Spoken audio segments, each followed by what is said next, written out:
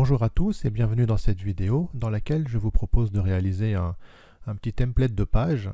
Ça va nous permettre de réviser un petit peu ce qu'on a vu et puis surtout ce sera un petit template de page classique qui se compose d'une en-tête, d'un corps, d'une barre latérale aussi et puis d'un pied de page. Voilà. Comme ça on va pouvoir mettre un petit peu en place ce template de page et puis on va le faire de manière responsive design, donc on va le faire pour un template qui s'adaptera sur les smartphones et puis sur grand écran. Voilà.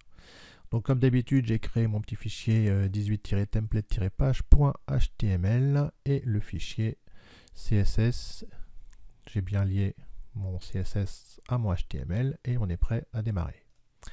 Alors pour ce faire, on va créer un petit template. Alors on aura besoin d'abord de l'entête, donc avec la balise header. Et puis dans la balise header, on mettra, donc ce sera destiné finalement à créer un menu. Donc pour l'instant, on ne va pas mettre grand chose de spécial. Et puis ensuite, je vais avoir une div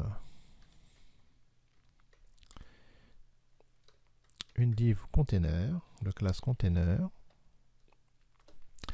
Et dans mon container, je vais avoir la balise main, où j'aurai le corps du texte principal. Donc je pourrais mettre un titre à ce niveau-là, donc un H1. Donc template de page. Et puis ensuite, on aura du contenu, du texte, H2, un petit titre de niveau 2, et puis encore du paragraphe. Voilà. Et puis à la suite de mon main, on pourra faire une petite barre latérale. Donc je vais profiter d'instaurer la balise aside, qui nous permettra, donc c'est une balise HTML5, une balise sémantique qui nous permettra de faire des barres latérales comme on a un petit peu l'habitude de le voir sur certains sites. Et puis à ce moment-là, dans la barre latérale, on pourra mettre un petit H4, information.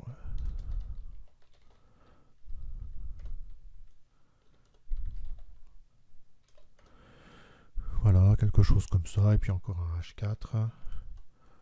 Information, nous suivre. On imagine qu'on a des liens vers les réseaux sociaux, par exemple.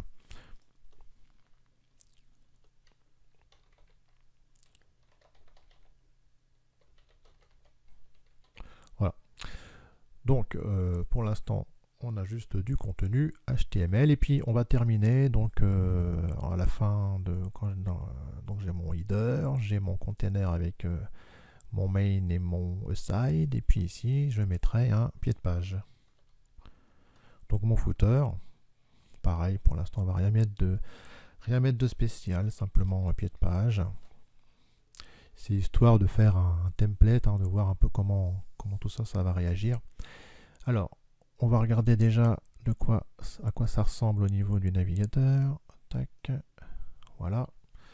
Donc ici, on a du HTML pur, donc rien de spécial. Donc on a le menu, le template de page, etc. Voilà.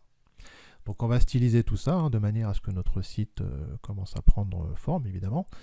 Donc on va faire ça en CSS et on va commencer par le header. Alors le header, comme d'habitude, j'aime bien mettre des petites couleurs de fond, histoire qu'on voit bien nos éléments. Donc mon blue si on veut, et puis on va mettre du color white pour le texte. Voilà. Donc là déjà, on voit un peu plus à quoi ça ressemble. Je vais juste remettre un petit zoom normal pour le moment. Et puis, on va mettre peut-être une hauteur, parce que comme là, il n'y a pas beaucoup de contenu, histoire qu'on voie un petit peu mieux le header. On va lui mettre une hauteur de 80 pixels. Voilà. Et puis si on regarde, justement, comme j'en parlais, on va aller ici. On va aller au niveau, on va survoler un petit peu nos éléments. Donc le header, et on voit que dans le body, on a des petites marges ici que je vais annuler. Et puis dans le header, ce qui va, voilà, c'est mon paragraphe aussi qui va un petit peu déborder.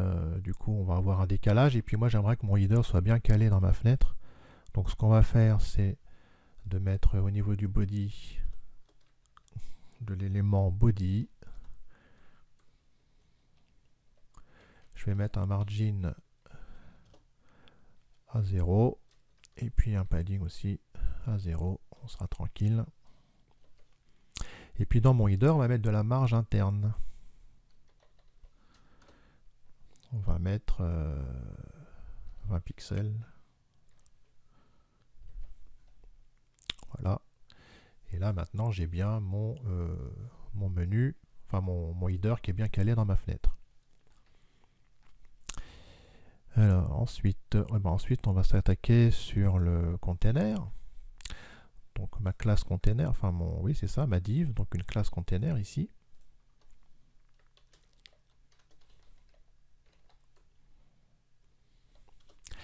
Et dans ma classe container, je vais lui faire un max width comme on a vu, 1140 pixels.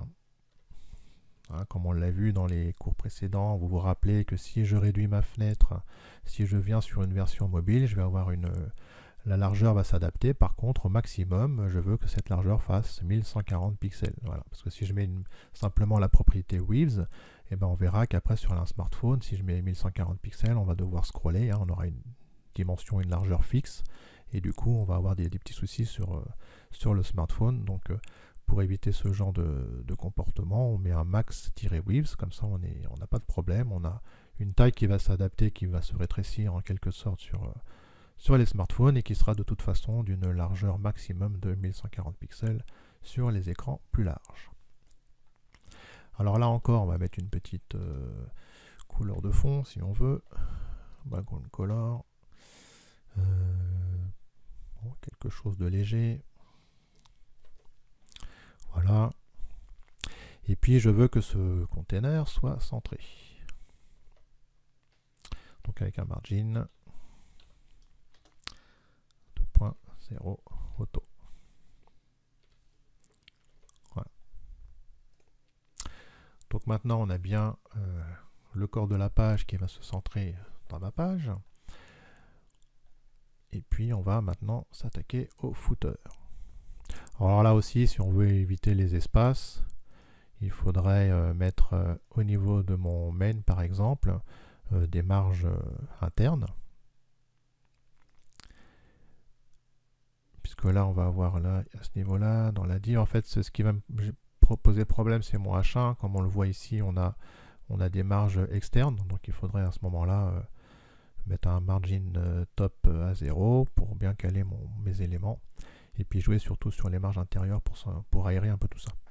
Donc c'est d'ailleurs ce que je vais faire au niveau de mon main après. On va le faire tout de suite.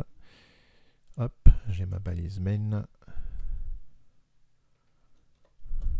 On va faire un petit padding, admettons de 20 pixels, tout autour. Voilà, comme ça on est un petit peu plus aéré et du coup ça vient un petit peu se caler. Donc là il y a quand même encore la marge qui pose problème. Donc sur mon H1, je vais l'enlever. Sur l'élément H1, je vais pouvoir faire un margin-top à 0. Voilà. Et comme ça on est déjà beaucoup plus joli. Très bien.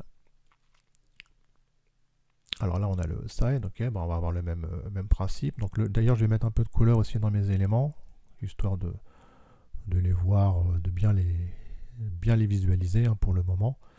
Donc j'ai mon main, ok, donc on pourra mettre un background color aqua, et puis à ce moment-là dans mon aside, donc là je cible l'élément aside, pareil je vais mettre un background color, quelque chose d'assez léger quand même, ou un dark gray, ou oui par exemple.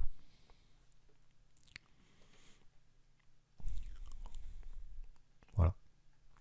Donc là comme ça on voit bien l'ensemble des éléments. Et puis même chose, je vais mettre un petit un petit padding pour aérer tout ça.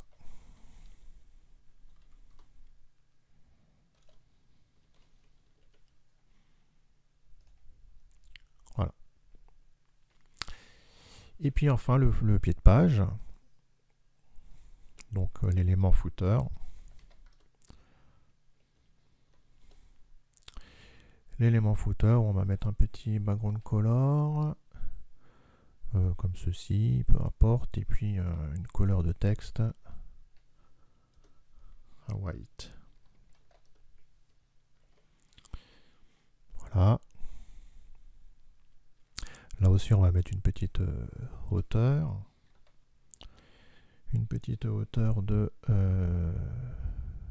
80 pixels.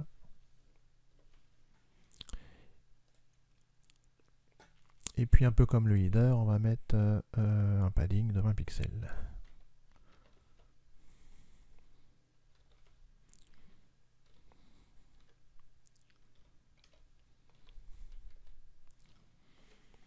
Voilà.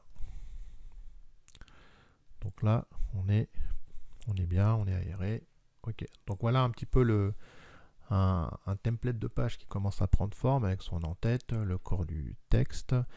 Et puis la barre latérale, donc on va mettre, qu'on va caler à droite maintenant, hein, mais en fait là où je voulais en venir, c'est que je suis parti sur finalement pour l'instant un affichage un petit peu optimisé smartphone. Hein. Si je mets les outils de développeur et que je passe en responsive, en fait voilà, donc je voudrais que mon affichage soit comme ceci sur smartphone, donc l'en-tête, le corps, et puis le side qui va venir, la barre latérale qui va venir en dessous, et puis enfin le pied de page. Voilà.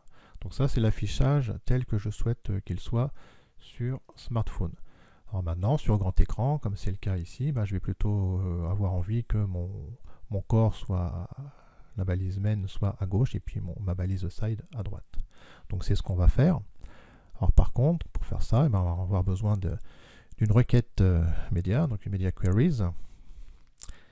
Et puis, donc on va faire ça avec ici @media. Donc media screen, et on va mettre la condition, on va se dire que on va souhaiter que pour des écrans un petit peu tablettes et autres et plus larges, on va pouvoir mettre une syntaxe, des propriétés CSS de manière à disposer donc le main et puis le side en colonne. Donc on va mettre and, et puis entre parenthèses on va mettre notre petite condition, donc min-width de point 780. Donc là, ça va être des conditions. Donc pour les écrans qui font au minimum 780 donc, et plus, je voudrais maintenant afficher mon élément main et puis mon élément aside en colonne. Donc si on regarde un petit peu, on revient un petit peu sur le HTML, on s'aperçoit que en fait ici dans mon container, j'ai deux éléments, j'ai mon main et mon aside, et en fait là je vais utiliser les flexbox pour disposer tout ça. Donc mon élément parent, donc mon container, je vais venir agir là-dessus pour disposer à gauche et à droite mon main et mon aside. Alors pour faire ça, c'est pas compliqué. Il suffit de se mettre ici et de dire que le container, il va avoir on va lui faire un display flex, et déjà rien que ça on va avoir un comportement comme ceci. Alors maintenant je vais un petit peu changer la taille de tout ça par rapport au main ici à ma balise main. Je vais lui mettre une width, on va dire que lui va faire 75%, parce que c'est le contenu principal. Et puis je vais avoir une barre latérale, donc mon aside, où lui va faire 25%.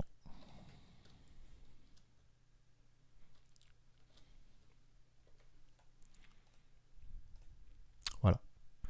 Donc là on a quelque chose de sympa. On a donc l'en-tête. le contenu un peu centré dans la page, donc avec ici le corps, enfin le contenu principal, et puis une barre de navigation, là, enfin une barre latérale dans laquelle on pourra y mettre des informations, etc., tout ce qu'on veut, et puis donc le pied de page. Voilà. Donc là, on a quelque chose qui est correct sur grand écran, et puis bien évidemment, comme on l'a vu, grâce aux Media Queries, et bien pour la version smartphone, on va avoir quelque chose qui se présente sur une colonne, et on n'a donc pas de problème d'affichage, quelles que soient les plateformes. Voilà.